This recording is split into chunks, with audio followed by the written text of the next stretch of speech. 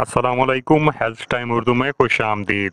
हमारी आज की ये वीडियो ऐसे तमाम लोगों के लिए है जिनके पट्टे कमज़ोर होते जा रहे हैं, उनकी गिरफ्त कमज़ोर पड़ रही है, जिस्म में थकान और दर्द रहती है, कोई काम करने को दिल नहीं करता। तो हमारी आज की ये वीडियो पूरी देखिएगा और इस पर अमल ज़रूर कीजिएगा ताकि आपको इन तमाम मसाइल से छुटकारा मिल जाए। प्यारे दोस्तों, आजकल हमारा लाइफस्टाइल इतना ख़राब हो चुका है कि इसमें फ़िज़िकल एक्टिविटी बाकी नहीं रही।